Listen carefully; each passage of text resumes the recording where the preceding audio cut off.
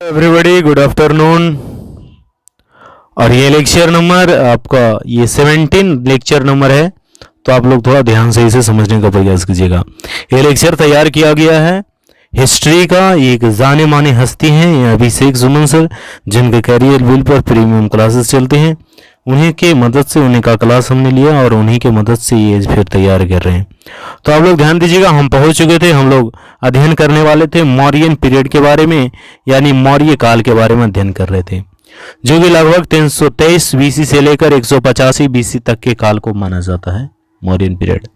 तो मौर्यन पीरियड को समझने के लिए, उनसे जानकारी उनके बारे में पता करने के लिए जो इंपॉर्टेंट सोर्सेज के बारे में पढ़ने वाले हैं, वो इंपॉर्टेंट सोर्स क्या है, तो आर्कियोलॉजिकल सोर्सेज यानी पुरातात्विक सोर्स, पुरातात्विक स्रोत क्या है। तो पुरातात्विक स्रोतों में जो सबसे पहले आता है वो आता है एडिक्ट्स ऑफ अशोका, यानी अशोक के जो अभिलेख हुए, अशोक के अभिलेख, ये बहुत ही इंपॉर्टेंट रोल प्ले करता है। तो हम लोग पढ़ेंगे इसमें, इसी के बारे में पढ़ेंगे कि अशोक के अभिलेखों के बारे में चर्चा करेंगे। किसके बारे में करेंगे? हम जहां पर चर्चा करेंगे अशोक के अभिलेखों के बारे में। और अशोक के अभिलेख से बहुत सारे कॉम्पिटिटिव एग्जाम में इंपॉर्टेंट पॉइंट्स यानी इंपॉर्टेंट क्वेश्चन बनते हैं, तो उस पर ध्यान देकर समझने का प्रयास कीजिएगा। देखिए, एडिक्ट्स ऑफ अशोका यानी अशोक के अभिलेख। तो अशोक के अभिलेख जो है ये मुख्य रूप से 3 प्रकार से बांटा गया है, यानी 3 वर्गों में बांटा गया है। पहला है ये स्टोन एडिक्ट्स यानी शिलालेख, यानी सिल पर जो अभिलेख मिला है, या पिलर एडिक्ट्स यानी जिसको स्तंभ लेख बोलते हैं, या केव एडिक्ट्स जिसको गुहा लेख या गुफा लेख भी बोला जाता है। तो मुख्य रूप से जो एडिक्ट्स पढ़ेंगे यानी स्तंभ जो यानी ये अभिलेख पढ़ेंगे, लेख के बारे में 3 प्रकार का है, शिलालेख, स्तंभ लेख और गुहा लेख या गुफा लेख जो केव है। तो हर एक को 2 भागों में बांटा गया है। देखिए, शिलालेख या स्टोन एडिक्ट्स जो है इसको फिर मेजर स्टोन एडिक्ट्स यानी बृहत शिलालेख और एक माइनर स्टोन एडिक्ट्स यानी लघु शिलालेख इसमें बांटा गया है। और जो स्तंभ लेख है इसको भी 2 भागों में बांटा गया है, मेजर पिलर एडिक्ट्स यानी बृहत स्तंभ लेख और माइनर पिलर एडिक्ट्स यानी लघु स्तंभ लेख।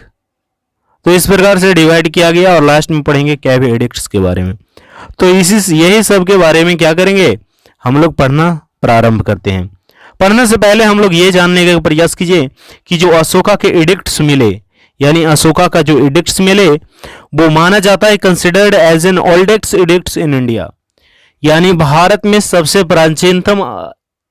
प्राचीनतम अभिलेख अगर जो किसी को माना जाता है वो किसका अभिलेख है बाबू? वो अभिलेख है अशोक के अभिलेख। भारत में सबसे प्राचीनतम अभिलेख माना जाता है, ध्यान दीजिएगा। और ये अभिलेख मुख्य रूप से 4 लिपि में मिली है, यानी ये जो मिला है 4 स्क्रिप्ट्स में ज्यादातर पाए गए हैं। पहला है स्क्रिप्ट खरोष्टी लिपि, दूसरा ब्राह्मी लिपि, और तीसरा यूनानी लिपि, और चौथा आर्मेयिक लिपि। यानी मुख्य रूप से इन्हीं 4 लिपियों में उनका जो अभिलेख था, एडिक्ट्स था, वो प्राप्त हुए हैं। और ध्यान से आगे क्या करेंगे, पढ़ने का प्रयास करेंगे। पढ़ने का प्रयास ये करेंगे कि सर्वप्रथम ये जानेंगे, क्या जानेंगे? सर्वप्रथम हम लोग ये जानेंगे कि जो यानी स्तंभ प्रथम खोज कब हुआ। तो 1750 में टीलो फैनथेलर, कौन नाम क्या था? टीलो फैनथेलर, यानी एक नाम था टीनो फैनथेलर, टीलो फैनथेलर। ये नाम का एक पुरातत्वविद थे जिन्होंने सर्वप्रथम अशोक के जो अभिलेख थे उसको खोज किए, फर्स्ट डिस्कवरी। और उसका नाम क्या था? दिल्ली मेरठ स्तंभ लेख। क्या नाम था? दिल्ली मेरठ स्तंभ लेख था, यानी दिल्ली मेरठ पिलर एडिक्ट्स का सर्वप्रथम खोज किया गया। इसी में समझेंगे कि अशोक के अभिलेखों को सर्वप्रथम 1837 में जेम्स प्रिंसेप द्वारा पढ़ा गया, यानी अशोक के जो अभिलेख मिला सर्वप्रथम किसके द्वारा पढ़ा गया? तो जेम्स प्रिंसेप के द्वारा पढ़ा गया। और सर्वप्रथम कौन सा अभिलेख पढ़ा गया? तो सर्वप्रथम ये दिल्ली टोपरा पिलर एडिक्ट्स यानी दिल्ली टोपरा स्तंभ लेख को पढ़ा गया। ये स्तंभ जो है हरियाणा के अंबाला जिले से प्राप्त हुआ था, जो कि अब यमुनानगर है, ठीक ना। और फिरोज शाह तुगलक द्वारा दिल्ली स्थानांतरित कर दिया गया। यानी ये दिल्ली टोपरा पिलर एडिक्ट जो है इसको फिरोज शाह तुगलक के द्वारा दिल्ली में ट्रांसफर कर दिया गया, दिल्ली पहुंचा दिया गया। और आगे हम लोग इसी के बारे में समझने का प्रयास करेंगे कि जो स्तंभ यानी उसका जो एडिक्ट्स थे, शिलालेख थे, वो किस प्रकार से है, अलग अलग प्रकार से। देखिए, Ashoka wrote edicts from 8th year to 27th year from his ruling time.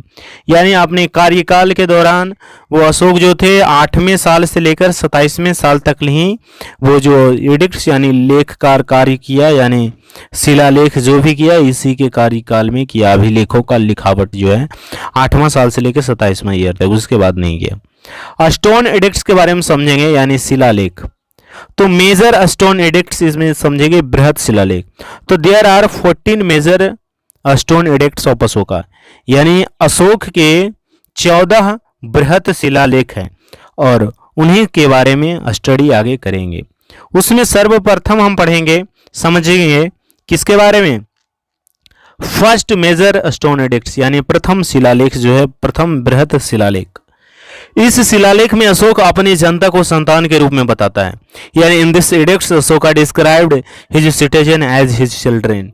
यानी प्रथम जो बृहत शिलालेख है इसमें वो अपने सिटीजन यानी नागरिकों को एक अपने बच्चे की तरह डिस्क्राइब करते हैं। प्रोहिबिशन ऑफ एनिमल सैक्रिफाइसेस, इसके तहत क्या था कि पशु बलि को प्रतिबंधित किया गया था। और देखिए कि वाइल्ड लाइफ कंजर्वेशन, यानी इसी में वन्य जीव संरक्षण की बात भी कही गई है। और एक परंपरा था कि इनके जो भोजन थे यानी रसोईया था, प्रतिदिन एक हिरन और 2 मोर पकाने की जो परंपरा थी ये भी अशोक के द्वारा समाप्त कर दिया गया।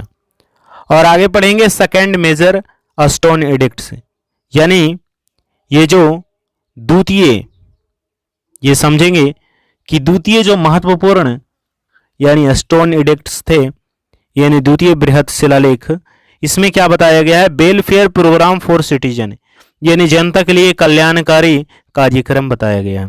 दूसरा, human and veterinary medical facilities, यानी मानव एवं पशु चिकित्सक का प्रबंध, इसके बारे में बताया गया है सेकेंड एडिक्ट्स में।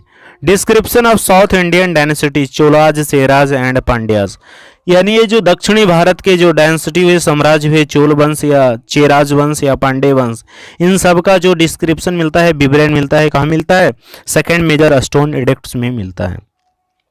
ध्यान दीजिएगा कि अशोक के समकालीन दक्षिण राजवंशों की बात कही गई है, जिसमें चेर, चोल एवं पांडे राजाओं के साम्राज्य का वर्णन मिलता है। और इनमें भी अशोक ने मानव एवं पशु चिकित्सा की व्यवस्था करवाई थी। यानी अशोक ने यहाँ पर भी यानी दक्षिण भारत में भी पशु एवं पशु चिकित्सा एवं मानव चिकित्सा का व्यवस्था करवाया था। आगे हम लोग समझने वाले हैं थर्ड मेजर स्टोन एडिक्ट्स जो है, यानी तृतीय बृहत शिलालेख। इसमें जो बताया गया है कि ब्राह्मणों के सम्मान यानी रिस्पेक्ट टू ब्राह्मण्स एवं महामात्यों की नियुक्ति, यानी जो अपॉइंटमेंट ऑफ प्राइम मिनिस्टर होते थे यानी उसके मिनिस्टर्स का यानी अपॉइंटमेंट बताया गया है। और इसी शिलालेख में माता पिता की देखभाल और अल्प व्यय के बारे में बताया है। यानी अशोक अल्प व्यय यानी लेस खर्चा कीजिए, कम खर्चा कीजिए, सेविंग ज़्यादा कीजिए और माता पिता का क्या कीजिए, देखभाल कीजिए, उसके देखभाल करना है बुढ़ारी में। तो ये सारे तो थर्ड मेजर स्टोन एडिक्ट्स तक ले है। आगे की जो है कि फिर अगला वीडियो में लेते हैं, तब तक के लिए धन्यवाद। फिर बने रहिए सोनू सूरज।